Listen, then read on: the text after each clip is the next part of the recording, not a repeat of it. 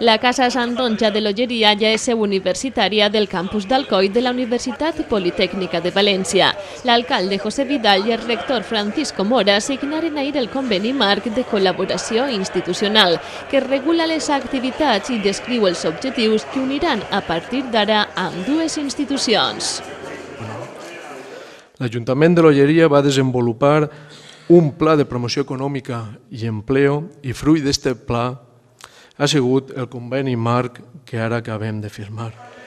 El primer, la universitat és una font del coneixement i de la ciència. Amb aquest conveni el que es pretén és acostar o apropar la formació acadèmica i els coneixements als ciutadans dels municipis de la Vall d'Albaida i de les comarques centrals de l'interior per mitjà de seminaris, cursos, conferències, etc. Estic convençuda de que la sede que s'inaugura avui permetrà tindre un feedback ràpid en el que és el teixit empresarial, però no solament del teixit empresarial de la zona. Jo penso ja en tota la comarca de la Vall d'Albaida i en totes les institucions que estem ací i altres que no estan. I tot això no podria albergar-se des d'un lloc millor que en esta magnífica casa, seu, Casa Santonja, Palau dels Marau, que com bé estàvem comentant en la taula, és precís que la gent de vicerrectorat, de rectorat, vinga a veure-la perquè és una magnífica obra d'art. En concret, la nostra vicerrectora de Cultura, d'Alumnat i d'Esports, Maria Victòria Vivancos, té que vindre precís, és cita obligar. Jo ja posaré en contacte amb ella per a que vinga, perquè jo crec que així es poden fer moltes coses. La recepció d'autoritats tenia lloc al consistori amb la signatura al llibre d'honor per part del rector. Seguidament, la comitiva es va desplaçar fins al Palau del Marau, on es va descobrir la placa commemorativa que atorga al campus d'Alcoi el privilegi de poder utilitzar la Casa Santonja com seu universitària. Per aquest motiu es va preparar una exposició que resum la història de l'Escola Politècnica Superior d'Alcoi. També formaren part de la mostra els grups de treball d'informàtica i robòtica y el vehículo de baix consum IDF Ecomaratón. Hay que motivar mucho más la formación en ingeniería, tecnología, matemáticas, física, química, que hay un déficit importante. Y exposiciones como la que acabamos de ver es todo es eso.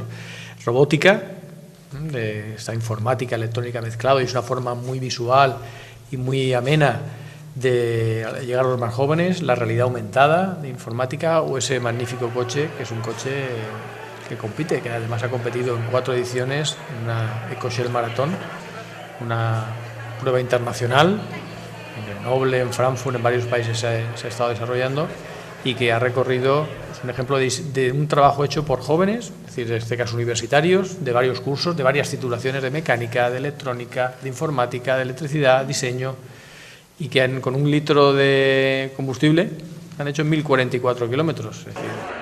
Aquest conveni enllaça el coneixement de la universitat amb la tradició industrial de l'Olleria i la comarca, la base per a una millor productivitat en les empreses.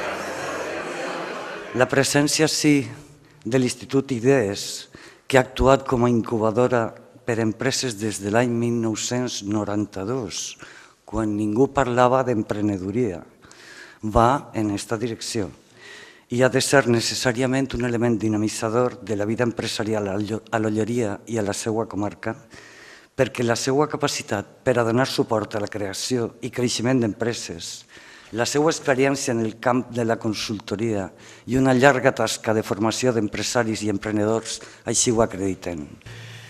Pienso que el aprovechar el ecosistema que desde la Universidad Politécnica de Valencia estamos desarrollando y que ahora el profesor Millet, director delegado de Emprendimiento y Empleo de la Universidad, va a exponer, pues tener una antena, un espacio aquí es muy importante, porque en esto de la innovación la llevan a cabo las personas. Si no hay personas emprendedoras, yo digo que el huésped biológico de la innovación son las personas.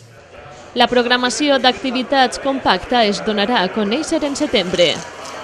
I en aquesta labor, tots, universitats, ajuntaments i empreses, deguem anar agarrats de la mà per a que el projecte que avui comença siga tot un èxit.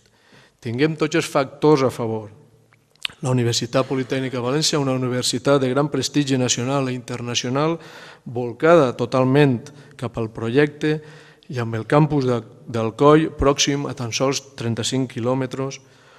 També uns ajuntaments dispostos a fer el que faci falta per a que el projecte vagi endavant, uns alumnes il·lusionats i amb ganes d'aprendre, unes empreses dispostes a col·laborar i en l'espírit emprendedor que caracteritza la gent de les nostres comarques i una seu en un edifici emblemàtic.